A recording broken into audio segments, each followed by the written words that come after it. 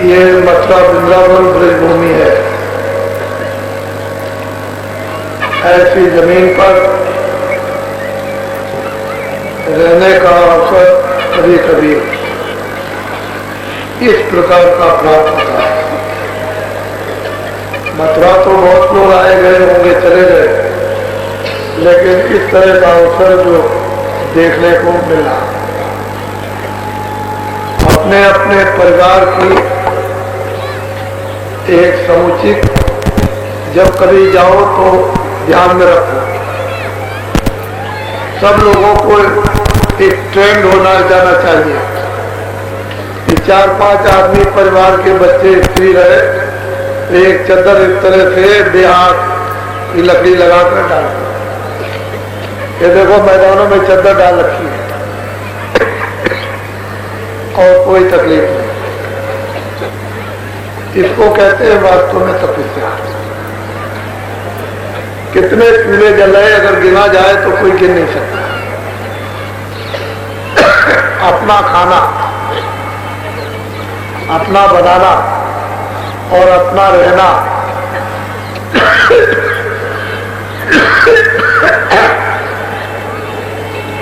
ये सब तपस्या में। और अपना भजन करना, जिसलिए आग तोड़ करके आए हो, अपना खाएंगे, अपना रहेंगे, ये सब कुछ करते हुए और अपना भजन करें। इससे भजन अच्छा होता है। अपनी कमाई का आंशिक जो भोजन होता है शुद्ध पवित्र, वो भजन में साधक सहायता करता है। पराई कमाई हराम की वो साधन में विघ्न कारक होती है और साधन को खत्म कर देती है। इसलिए देश के जो किसान हैं वो मेहनत और परिश्रम करते हैं और इस समय पर शुद्ध पवित्र अगर वास्तव में कमाई तो किसानों की, क्योंकि मिट्टी में वो बराबर लगातार साल भर काम करते हैं, तब वो 2-3 फसलें ले पाते हैं। दिन और रात उसमें लगे रहते हैं। उनकी शुद्ध और कमाई ऐसे किसानों को, ऐसे मेहनती और परिश्रमियों को भगवान का जो रास्ता सुलभ मिल जाए तो उनके लिए ये सब चीजें सहयोगी हो जाती है। और मैंने देहाती लोगों से, नर नारियों से सुना भी है कि उनकी साधना भी अच्छी से अच्छी हो रही है। जो इस प्रकार का ध्यान नहीं रखते हैं तो उनकी साधना गड़बड़ा जाती है और उन पर आवरण आ जाएगा, मन मैला, बुद्धि, चित्त, अंतःकरण।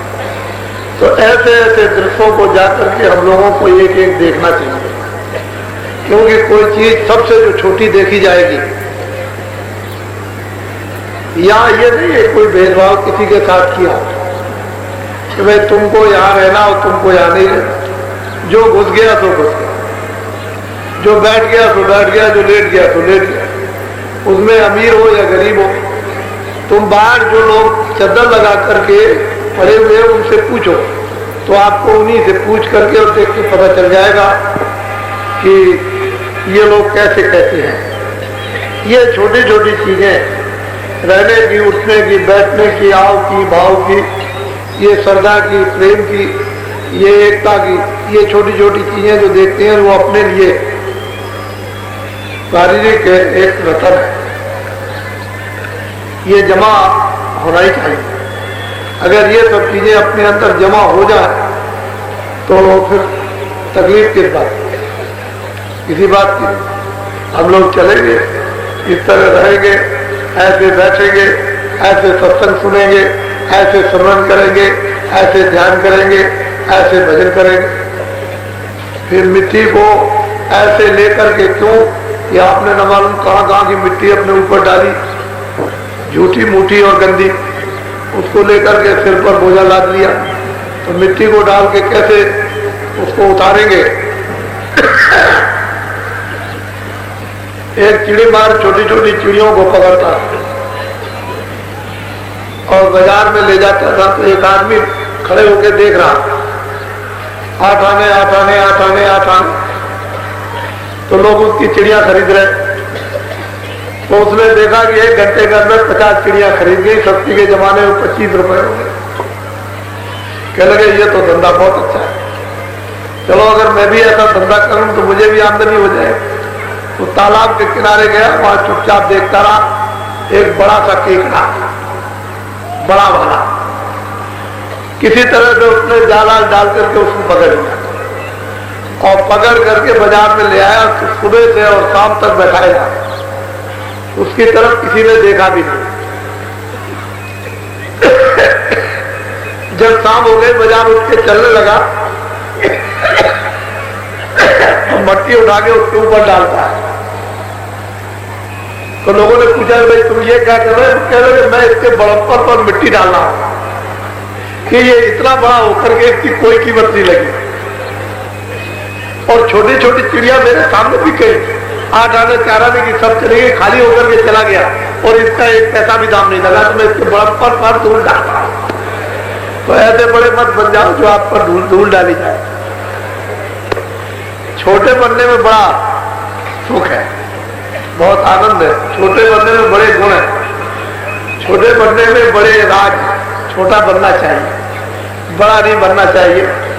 तो ये छोटी छोटी चीजें जो आपके सामने देखने को आ रही हैं, इनको देखिए, इनका अनुभव कीजिए। अभी हमारा 8:30 का टाइम हुआ नहीं, मैं बीच में ये बातें आपको सुनाई देता हूँ। तो ये इनको याद कीजिए और आप अस्तंभ रह गए, ये कोई बड़ी बात हमारे लिए नहीं है, क्योंकि हमको जो आगे का दिखाई दे रहा, जो हमको आगे का समझाया गया है, उससे ये हम कुछ इसको बड़ा नहीं समझते। ये कुछ भी बड़ा नहीं है, लेकिन आपके लिए एक बहुत बड़ी चीज है। और कोई गिर जाता है, कोई उठ जाता है, कोई हो जाता है, कोई हो जाता है। ये तो इतने बड़े जन समुदाय में ये तो मामूली एक रेसे भर की बात होती रहती है। बच्चा गिर गया, स्त्री गिर गई, पुरुष गिर गया, तो ये तो चलता ही रहता है। इतना बड़ा लेकिन कुछ नहीं। इतने बड़े जन समुदाय में कोई किसी प्रकार की घटना नहीं। वैसे मैं ये देखता हूं कि हमारे अधिकारी और कर्मचारी गण हैं, उनका आप लोग बड़ा तिरस्कार करते हैं और उनको वास्तव में काम नहीं करने देते। ऐसा नहीं करना चाहिए। जिसका सबसे बड़ा जिम्मेदार अगर वास्तव में सही माने में समझा दिया जाए और समझ में आ जाए तो अधिकारी और कर्मचारी बड़ा जिम्मेदार है। लेकिन जब आपको प्रारंभ से ही इसको उस जिम्मेदारी की फूंक भरेंगे, जिम्मेदारी के पूरे दायित्व उसको दे देंगे, तब तो वो काम जिम्मेदारी का कर सकेगा। लेकिन जब आपने कह दिया कि ये काम करो, ये मत करो, फिर आप उनको डरवाते धमकाते हो, ऐसा कर देंगे वैसा कर देंगे, तुमको निकाल देंगे, तुमको ये करेंगे, नौकरी से हटा देंगे, तुम्हारी तनख्वाह बंद कर देंगे और मतलब ये तुमको नीचे तनुजली कर देंगे। तो अब ये रोजी रोटी है, कोई जिम्मेदारी तो रही नहीं। घर गृहस्थी में इतनी ज्यादा जमीन नहीं है, फिर कोई इतना रुपया पैसा भी, रोज का खाना, रोज खर्चा 2-4-5 हजार रुपए तो गृहस्थी में आराम से यानी खींच खांच करके महीने में खर्चा हो ही जाता है। आजकल का भौतिक बात इस बात को सिद्ध करता है कि खर्चे ज्यादा आपके होने लगे और संतोष आप में कुछ रहा नहीं, और देखा देखी के लकीर के फकीर बनने लगे। तो तकलीफ तो इसीलिए है, जो पूर्ति नहीं होती इसी कारण। तो इनको विचारों को डरवाया धमकाया जाता, तो ये काम तो कुछ कर नहीं पाते। आप समझते हो कुछ और कुछ और समझते हैं। वो ये सोचते हैं कि क्या ये काम मिला, क्या जिंदगी है, इसमें इतना जलील होना, लोगों को सुनना। तो बात तो में एक वक्त तो एक समय ऐसा आना चाहिए कि जिन अधिकारी कर्मचारियों को पूरा अवसर काम करने का उनके दायित्व का दिया जाए, क्या पूरा यथार्थ में काम आप इस जनता जनार्दन के ये समझ करके कीजिए कि मेरा काम, जब एक छोटे परिवार को अपना मानते हो तो एक बड़ा परिवार बनाओ, एक जिले का परिवार, एक सूबे का परिवार। इस प्रकार से अंग्रेजों को जमानों को मैंने देखा,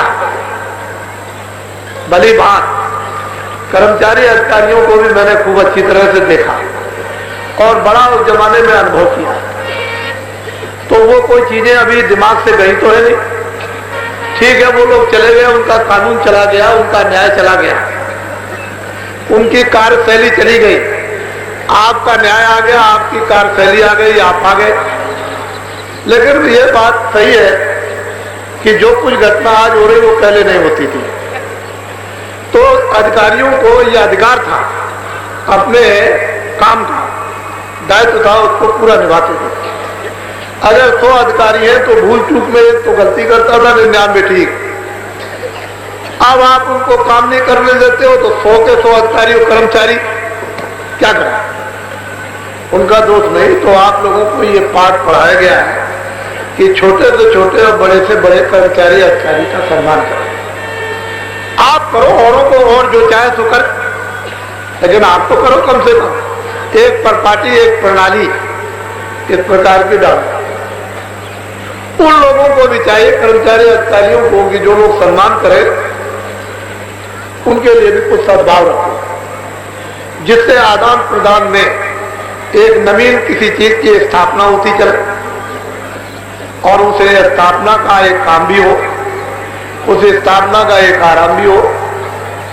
तो दोनों के मिलने जुलने से और दोनों के कार्यकलाप प्रेम सम्मान से बीच के जितने भी अशुभ बखेड़े हैं वो खत्म हो जाते हैं।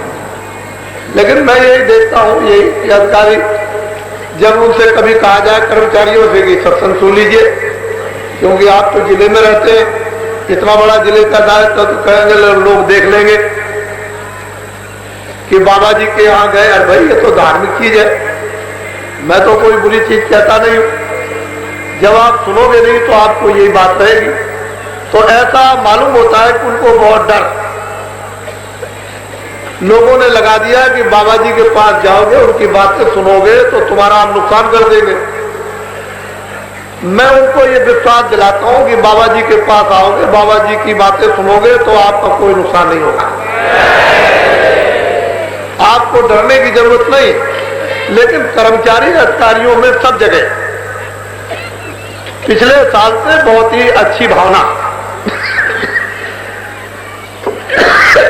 अंदर में आ गए, अच्छे विचार आ गए कि उन्होंने हमारे हर काम को अंदर तह में घुस करके अच्छी तरह से उसकी छानबीन की, लेकिन कहीं कुछ नहीं। हम देश के, हम देश के रहेंगे, देश हमारा है, हम देश के। हम थोड़े दिन के लिए आए हैं, तुम भी थोड़े दिन के लिए।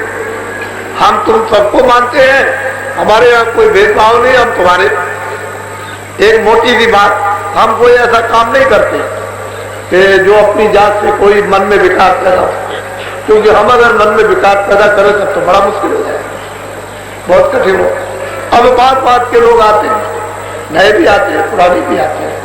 अब सब तरह के उनको धीरे धीरे, स्कूल में बच्चा आएगा तो सब कोई बीए में वाले नहीं, कोई छोटी क्लास का भी आ जाएगा। कितनी कसरत और मेहनत से अध्यापक उसको पढ़ाता है, पढ़ लिख के बराबर हो जाता है, तब पता चलता है कि इसके लिए कोई मेहनत नहीं, मेहनत बहुत पड़ती है। इसी तरह से महात्माओं के यहाँ बड़ी मेहनत। तो ये सब चीजें अगर वापिस आए, हमने जो कुछ भी कहा है पिछले 71 में, 72 में, 61, 81 में, 82 में, 83 में, 84, वो सब चीजें थोड़ी थोड़ी आपके पर्चों पर है।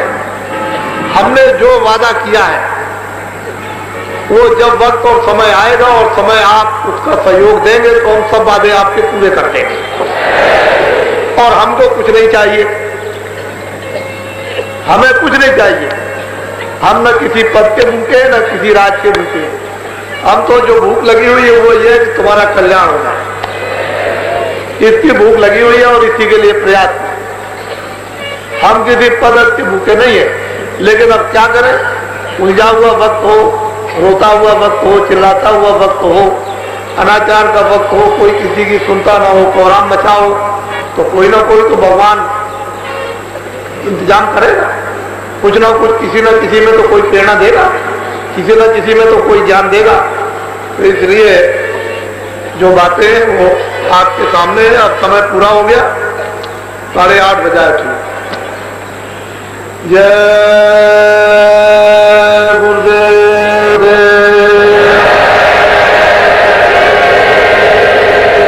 जय गुरुदेव।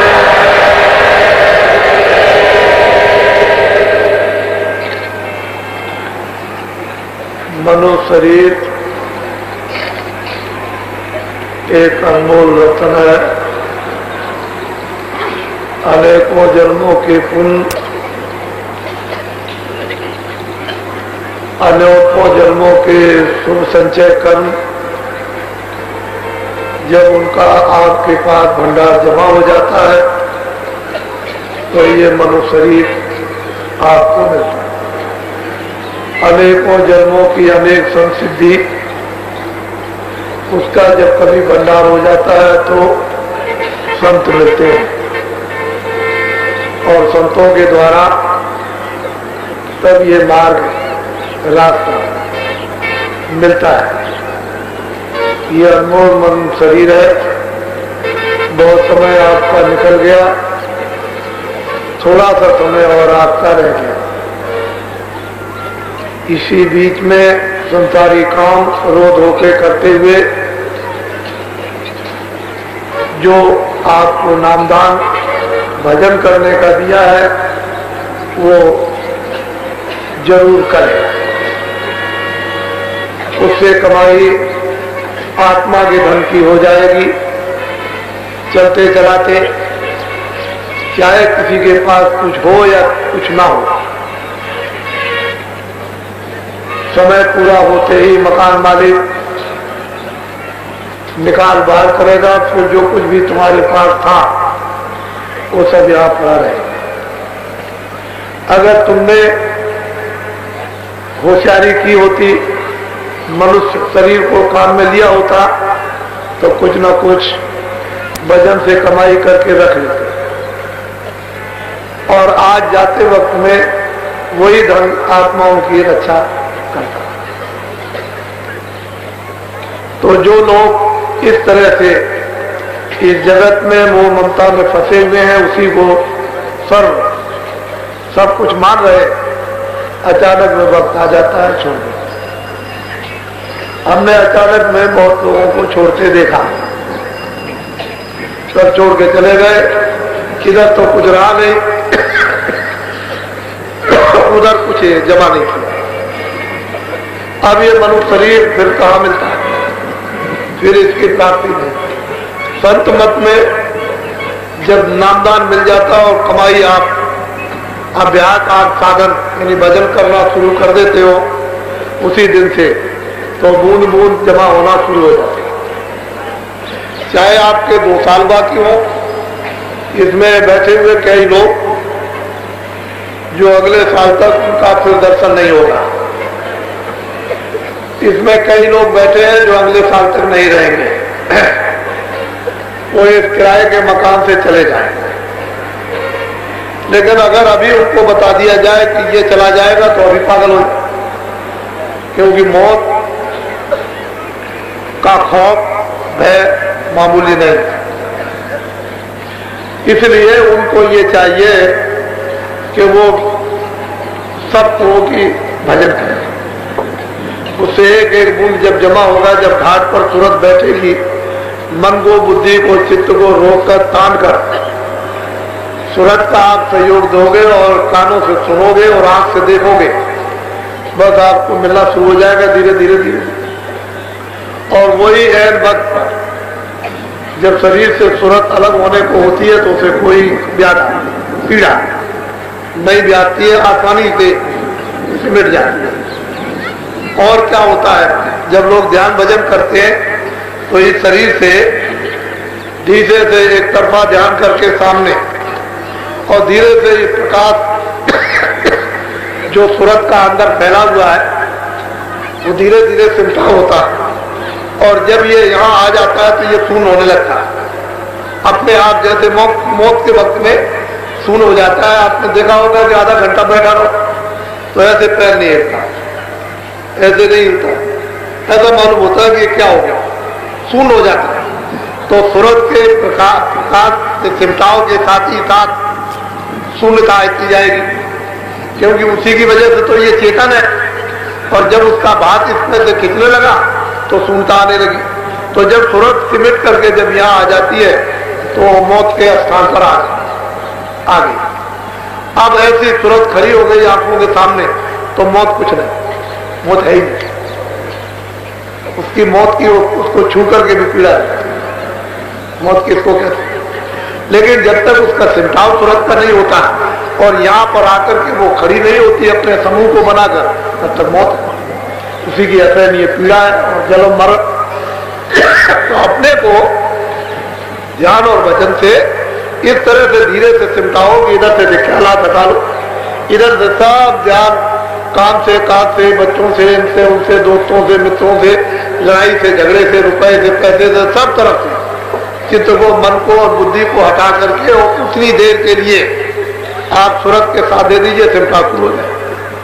लेकिन फिर उसमें कभी कभी ऐसा होता है कि आप बैठे रहो, इस तरह से ध्यान करते रहो, तरंगे, मन इलाहाबाद चला गया, मन कलकत्ते चला गया, मन इंग्लैंड चला गया, मन दिल्ली चला गया, मन खेतों में चला गया, मन रोटी बना रहा, मन पापड़ भूंज रहा।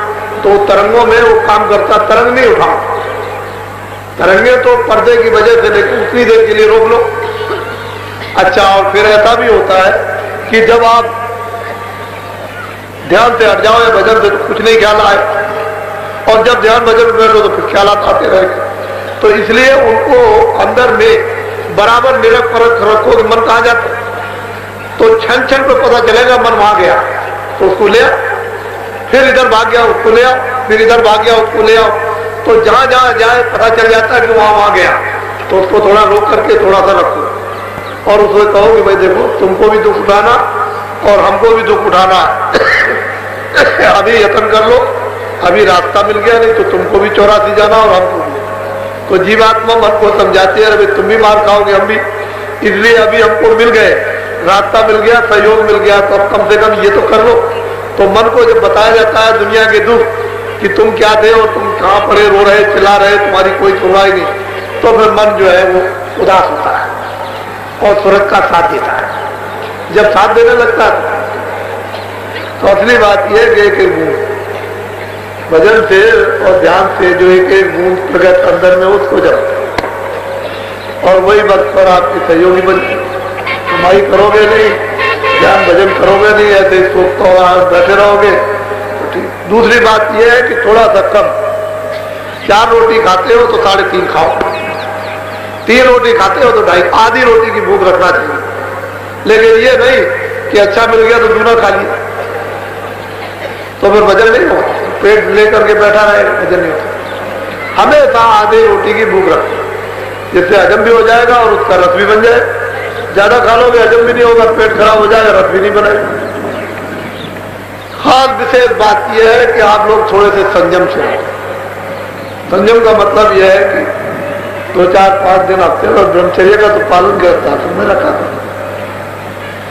कि बिल्कुल एकदम से तुम भोगों में डूब गए तो शरीर रोगी नहीं हो जाएगा तो और क्या हुआ, टीबी। अब हम सुन रहे सबको टीबी हो गई, अब आदमी को भी टीबी और देवी को भी टीबी। टीबी अरे कुछ तो कम से कम कुछ ख्यालात रखो, कुछ जिससे शरीर ठीक रहे। तो जब शरीर को आप खत्म कर दोगे उसकी शक्ति को फिर क्या रह जाएगा मेरा, फिर उसमें क्या है। तो यह है कि ढोना है तो रो के ढो, तो गृहस्थ आश्रम में कुछ संयम से रहो। कुछ ऐसी बातें हैं जो देवियों के लिए है कि जब मासिक महीना हो तो 5 दिन तक स्नान न करें। अगर देवी मासिक धर्म में स्नान करेगी तो उसको इतनी बीमारियां पैदा हो जाएंगी उसके अंदर, इन बीमारियां कि खराब खून जब रुक जाएगा तो अच्छे खून में मिल जाएगा। इतनी बीमारियां कि डॉक्टर ठीक नहीं कर सकता, फिर उसमें कोई जुआ भी नहीं लगती। तुम गलती करोगे तो इसके लिए क्या, 5 दिन तक आपको नहाना नहीं, कपड़े तुम 10 बार नहीं 1000 बार बदलो, बस इतना हाथ धो लो, इतने पैर धो लो, बाकी और कुछ नहीं। 5 दिनों तक तो देवियों को बिल्कुल ही समझ करके स्नान नहीं करना चाहिए। वैसे तो आप लोगों को इनसे खाना आना बनाने का भी काम नहीं लेना चाहिए। क्यों कि तुम इसको नहीं जानते हो, इस राज को। पहले बड़ा इसका ध्यान रहता था, आप कुछ भी ध्यान नहीं। तो 5 दिनों तक स्नान मत करो देवियों, इस बात पर ध्यान रखो। ये चीजें घर में समझाने की आप ही लोगों की थी, लेकिन अब मुझे समझाना पड़ा। इधर से कृपा होती है, उधर से मतलब आप आज्ञा उल्लंघन करते हो। मैं सोचता हूं कि भाई तुम्हारे लिए तो मालिक ने दया की थी, ये हो कैसे गया, और तुम उसमें फिर जानबूझ ये नर संग्रह कराई तो वहां काहे न मरे। तुम जानबूझ करके खड्डे में गिरो तो उनका क्या दोष है, लेकिन उसको समझते नहीं। तो ये सब चीजें कुछ ऐसी भी है जिनकी जरूरत है आपको समझने की और करने की। और अगर इसी तरह से आप बने रहेंगे तो भजन क्या कर सकेंगे, इसी पीड़ा में रोते रहेंगे। तो ये तो देवियों के लिए, और कुछ आप कुछ घर गृहस्थी में संयम से रहो,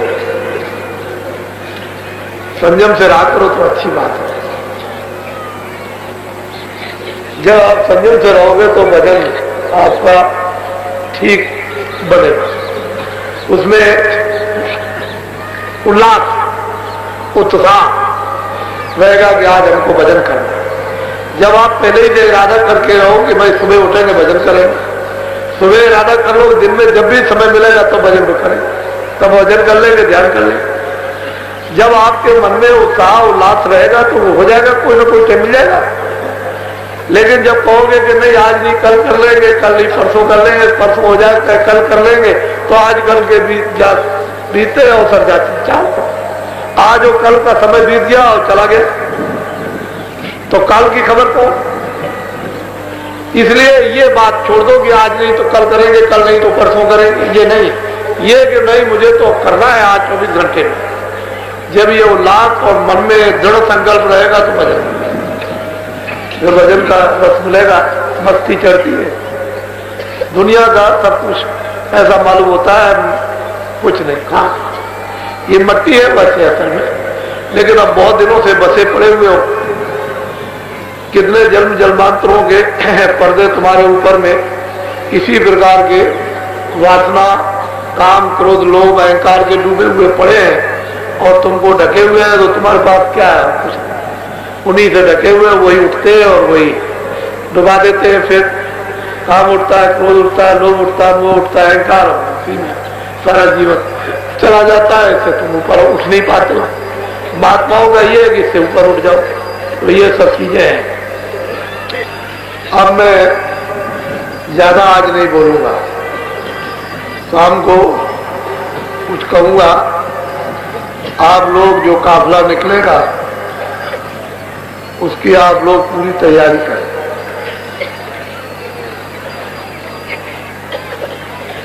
आप ही को सब करना है। हम ये चाहते हैं कि काफिले में केवल 2 सत्संग हो। जो शाम का सत्संग हो वो ऐसे टाइम से हो जिसमें कि ग्रामीण लोग सब समय से आए और समय से चले। और सुबह का भी ऐसा होना चाहिए कि ग्रामीण लोग आ जाएं और समय से चले जाएं। तो 2 सत्संग उस काफिले में। बाकी दर्शन मार्गों में वो तो कतारें लगी रहेगी, वो तो लोगों को देखने को मिलेगा। तो आप लोग उसकी प्रतीक्षा करो। आज का कार्यक्रम समाप्त जब होगा शाम को तो हम कल इस पर विचार करेंगे।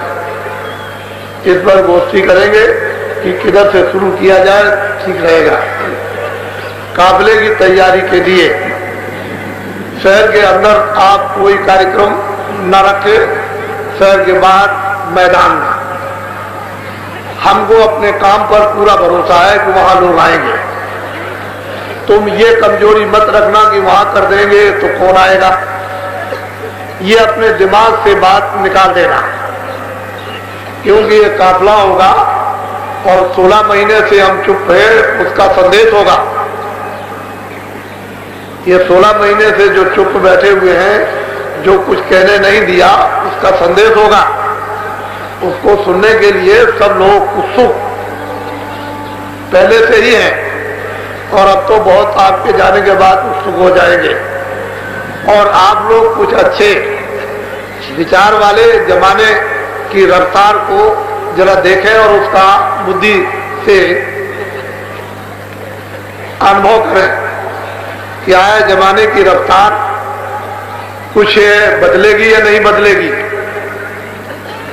इसको देखने की जरूरत है। और मनुष्य वही चतुर और होशियार है जो जमाने की रफ्तार को देखकर अपना रुख बदल देते हैं।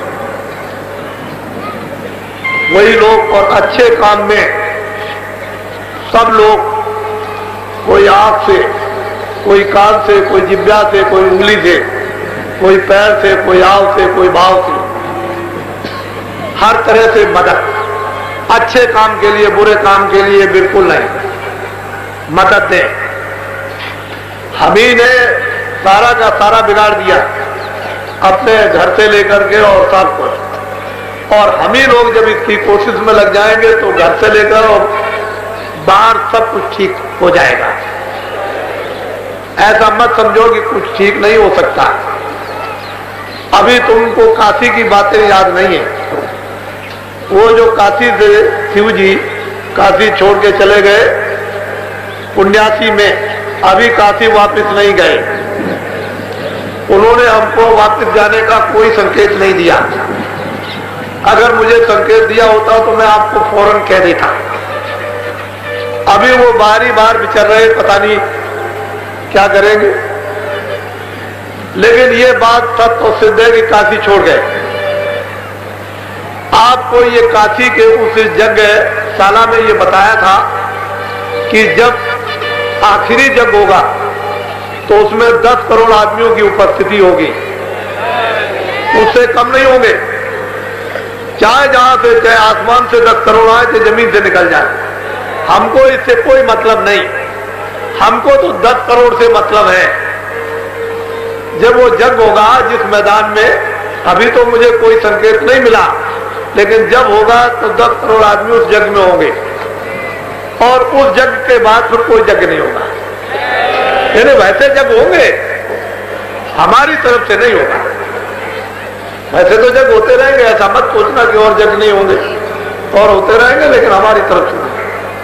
पर जब मुझको वो संकेत मिलेगा तो फौरन आपको ढंढोरा पीट दिया जाए। वो बातें आप मद्देनजर रखो कि जो जग में कहीं, वो ध्यान में रखिए आप। और उस समय और इस समय को आप देख लीजिए, जो बातें कही उनको देख लिया। तो असल में किसी को सीधा कह दे कि भाई तुम 6 महीने में चले जाओगे, कितनी बुरी बात है। अगर उसको खड़े होकर के कह देंगे इससे 6 महीने में चला जाएगा, तो उसकी स्त्री रोएगी, उसका बच्चा रोएगा, उसका भाई रोएगा, उसका बाप रोएगा, उसकी चाची रोएगी, अभी गिर पड़ेंगे यहाँ, कह लगे इनको बचा लीजिए, इनको ये कीजिए। अगर ऐसा कह दिया जाए कि नहीं भाई तुम्हारा समय करीब है और तुम भगवान का भजन कर लो, तो इसमें बुरा नहीं। कोई कुछ शब्द ऐसे होते हैं जो अशुभनीय होते हैं, उनका उच्चारण नहीं करना चाहिए। कुछ शब्द ऐसे होते हैं जो सरस होते हैं और वो मतलब शिक्षा भी उसके लिए होती है और काम भी उससे हो जाता है और लोगों की समझ में भी आ जाता है। तो इसलिए आप उसे जगह, हमने अभी बीच में एक संकेत कर दिया है कि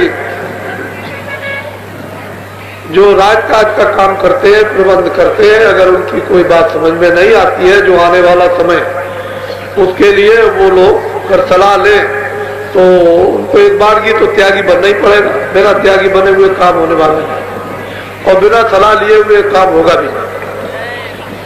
अगर कोई आदमी करना चाहे क्यों,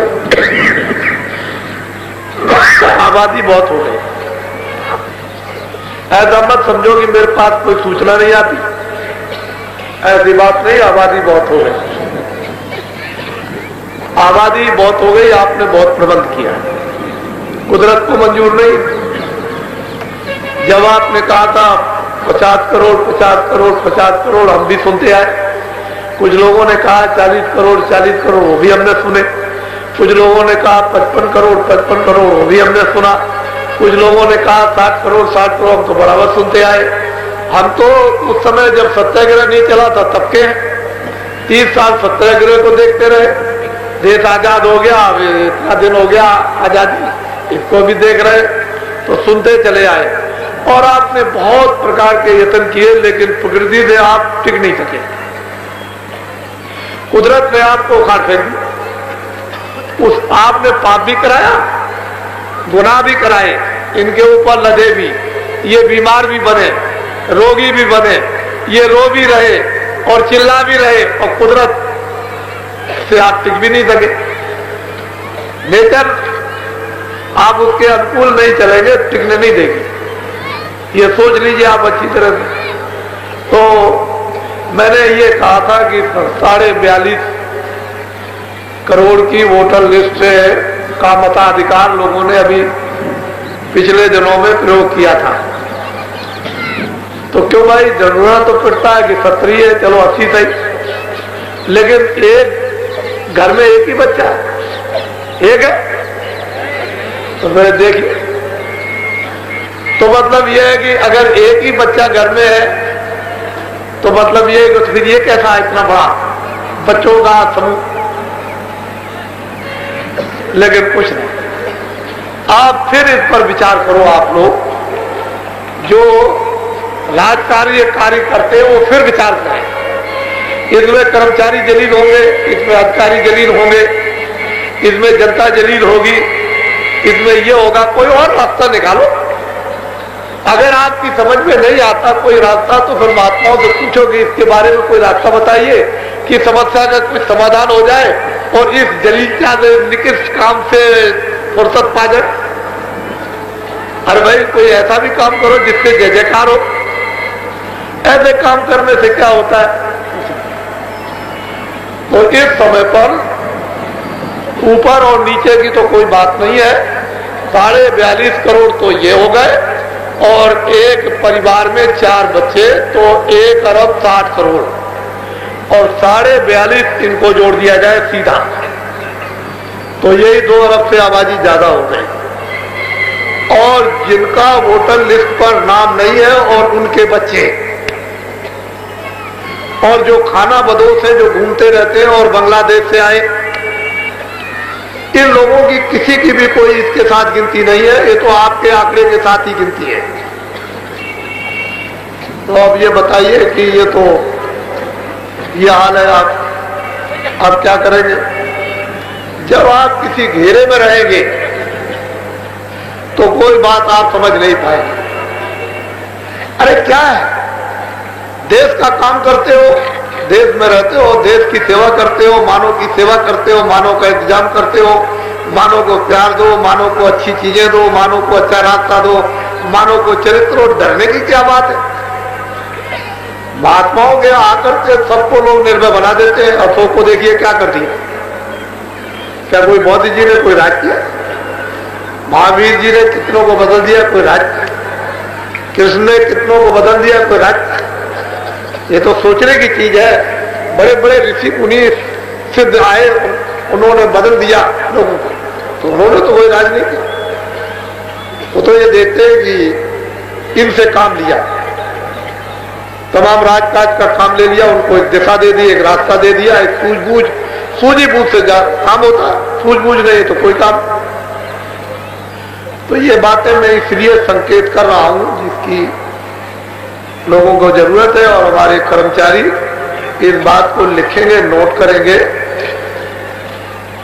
कि ये जो एक एक चीजें जो राष्ट्र के लिए आवश्यक और जरूरी, और जो राष्ट्र का प्रबंध करते हैं उनके लिए भी बड़ी जरूरी, कि वो कुदरत से, प्रकृति से, नेचर से टकराए नहीं। फिर नेचर किसी को छोड़ती नहीं है। अगर खून में कोई गंदी चीजें आप इसमें पहुंचा दोगे तो खून खराब हो जाएगा, बस फिर समझ लो कि क्या होगा। वायुमंडल में कोई दुर्गंध छोड़ दोगे, अब वो गैस तो गैस ही है, कहीं अगर गैस जहरीली आ जाए तो हवा में मिलकर के आपको मार दे। इसी तरह से नेचर, जब आप उसको गंदा कर दोगे, उसके अनुकूल काम नहीं करोगे, जो उसने नियम बनाए सब काम उसके विपरीत होते जाएंगे, तो वो तत्व टूटता हुआ चलेगा, टूटता जाएगा, टूटता जाएगा, टूटता जाएगा, टूट करके आगे जर्जर हो जाएगा और झड़ने लगेगा, तो नेचर खत्म कर देगा। कुदरत और प्रकृति, उसके अनुकूल हम लोगों को सबको चलना चाहिए। जो उसकी अनुकूलता, उसका ज्ञान हमको नहीं है, उसके लिए ऋषि मुनि महात्मा हमेशा इस देश में रहते हैं और वो बराबर जागरण करते हैं। आपको शर्म किस बात की? हमारे इसी आश्रम में हिंदुस्तान के बड़े बड़े लीडर और नेता ऐसा काम हम नहीं चाहते हैं जैसा पिछले दिनों में हो गया। बड़े बड़े नेता और लीडर आए, हमने उनको बड़ी सूझबूझ दी, हमने कहा आप कुछ नहीं कर सकते, जो आप ये कर रहे हो ना कुछ नहीं कर पाओगे। उनको एक दिशा दी हमने, ऐसा अगर चलो तो हो जाए। लेकिन अब वो सब नेता लीडर इसी आश्रम में आ गए, आपने अच्छी तरह से देखा, कोई बाकी बचा नहीं। तो हमारे लिए कोई भेदभाव होता तुम कहते तुम हट जाओ, तुम हट जाओ। हम लोग आए, सबका स्वागत किया, सबका आदर किया। तो इसलिए ये बात दिमाग से उतार दो कि बाबा जी के पास कोई जाएगा तो उसका नुकसान हो जाएगा। बाबा जी सबकी संभाल करते हैं। रास्ते से चलोगे संभाल हो जाए, रास्ते से नहीं चलोगे अपने आप डूब जाओ। उसमें हम क्या करें? जो आदमी अपना हित नहीं चाहता, भला नहीं चाहता, डूब जाए। लेकिन हमारे जितने भी पत्र हैं जो पोस्ट ऑफिस द्वारा भेजे गए या अन्य द्वारा भेजे गए, वो कभी ना कभी उसकी किताब बनेगी, तारीख बाई तारीख। तब हिंदुस्तान के लोगों की आंखें खुलेगी कि इसमें है क्या। तो असल चीज यह है कि आप जो कुछ सुन रहे हो पूर्ण रूप से आप ये मानव और आत्मिक इस धर्म को सुन रहे हो जिसकी जरूरत है। बिना ये राज और राजकाज, राजनीति और धर्म, ये दोनों एक तराजू है। राजनीति कहते हैं कर्म, काम, विवाह, खेती, दुकान, दफ्तर, इसको कहते हैं राजनीति। और धर्मनीति कहते हैं अंतरात्मा को जगाना। ये दोनों पहलू एक साथ रहेंगे तो इसका संतुलन होता चला जाएगा। ये पति और पत्नी है, अगर एक हट गया तो रड़ुआ हो गया, विधवा हो गई। तो विधवा राजनीति से आप, लेकिन विधवा राजनीति अगर कहीं पति रहे तो सब कुछ जोड़ा की तो शोभा है। तो धर्म और राजनीति ये दोनों एक साथ। राजनीति एक काम है और राजनीति कुछ नहीं। राजनीति कोई झूठ नहीं, कोई धोखा नहीं है, कोई बेईमानी नहीं है, कोई चोरी नहीं है, कोई लूटपाट नहीं है। राजनीति एक काम है, एक राजनीति सेवा। जैसे छोटी सेवा गृहस्थाश्रम में बच्चों की आय गई करते, ऐसी एक बड़ी सेवा जो है अपने जिले की करते, देश की करते।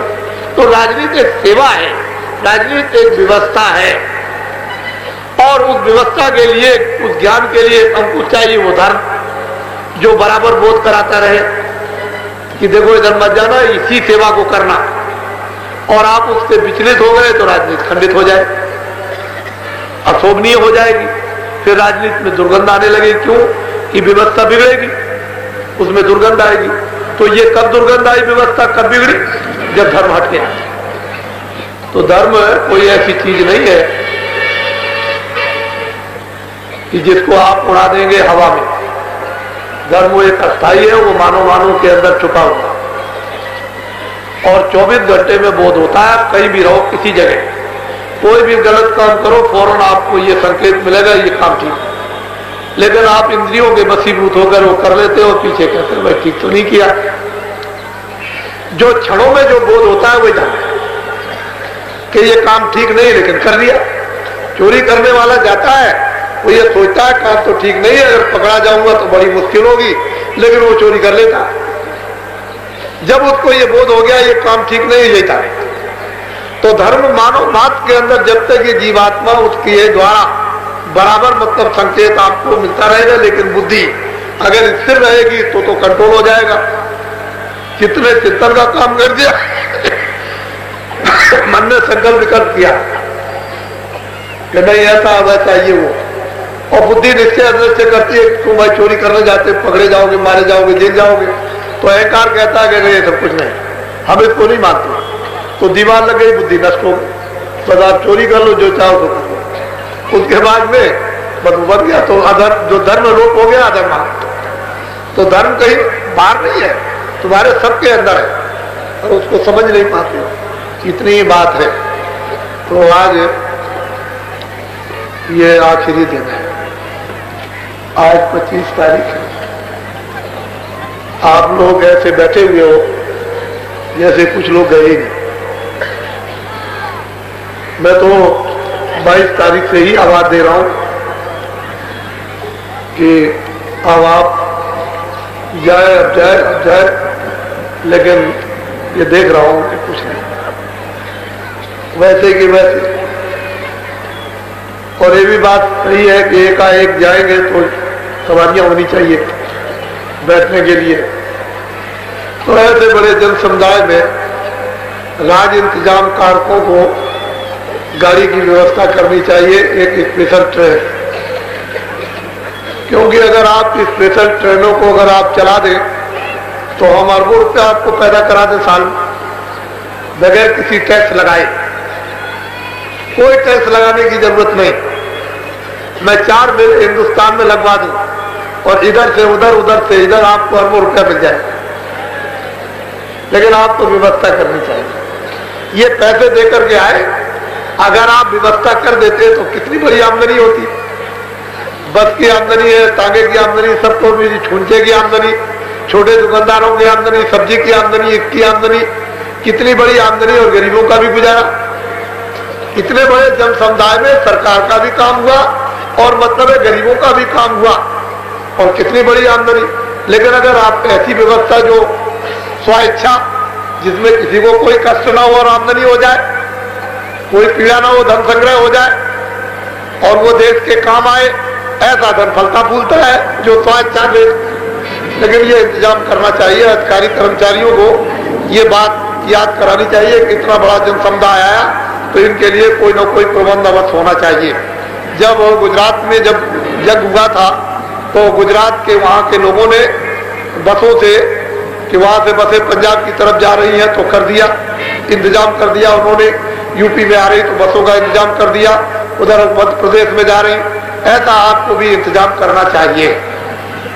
ताकि लोग जो है सुगमता से आए, सुगमता से चले, क्योंकि इनमें सब किराया देकर के आते हैं, ये बेकिराया नहीं आते।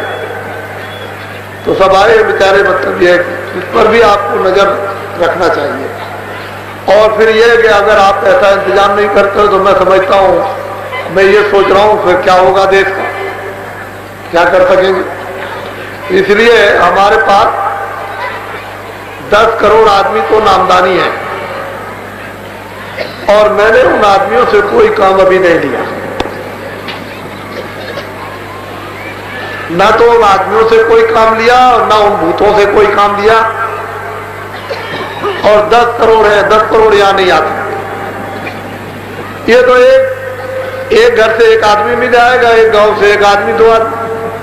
अरे किसी गांव से 10 या किसी गांव से 25 आ गए, तो 100 गांव में से मतलब ये है कि नहीं आए, तो वो तो अपनी अपनी व्यवस्था आने जाने की, और मतलब ये है कि, लेकिन ये है कि इतने आदमी नामदानी जो भजन कर रहे हैं, बड़ा भारी लोगों के मस्तकों पर इसका असर है। और अब की बार आपको देखने को उस काफिले में मिलेगा। आप लोग सब उसका सहयोग दें, और आप सहयोग दोगे, हम आपकी जय जयकार करेंगे। अच्छे काम में हम प्रार्थना करेंगे, अपील करेंगे, अच्छे काम में आप लोग सहयोग दें। हम किसी के भी विरोधी नहीं, ना मुसलमान, ना हिंदू, ना सिख, ना ईसाई, ना हम राज के विरोधी हैं, हम तो राष्ट्रभक्त हैं। हम कोई बात ऐसी भी नहीं कहते हैं जो आपस में कोई विक्रांति या कोई कुभावना पैदा हो। हम तो हमेशा एक शिक्षाप्रद समता की बात, विषमता की नहीं, समता की बात करते हैं, विष बोने की नहीं करते हैं, जहर उतर जाए उसकी बात करते हैं। तो वो तो आपका निराकरण आपको करना पड़ेगा। फिर जो भी बातें नोट करें उसकी खूब अच्छी तरह से अध्ययन करें। जो बाबा जी ने कहा है उसको जब बैठ के एकांत में जब लिख करके अध्ययन करेंगे तो ये दिमाग के पन्ने उलट के चले जाएंगे, वो समझ में आता है। जय गुरुदेव।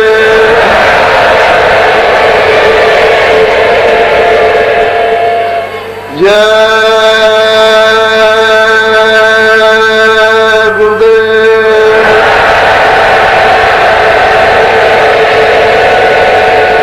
आप लोग जोर से बोलिएगा, जिससे आसमान और जमीन में, आसमान की आवाज जमीन में मिट्टी मृतिका में चली जाए।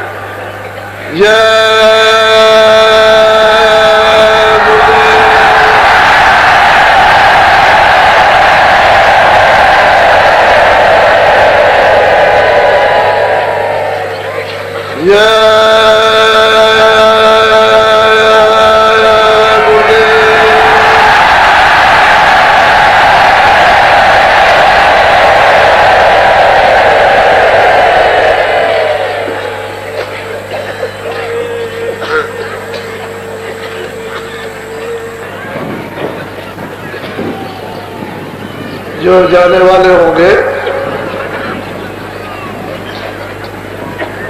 मैं अभी वहां चल रहा हूं तो आप सुनिएगा। अब आखिरी सत्संग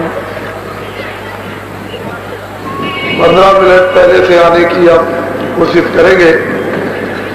4 बजे 3:45 पर यहाँ पहुंचे, और ये आखिरी जो सत्संग है 25 तारीख तक का, उसको भी आप सुनें।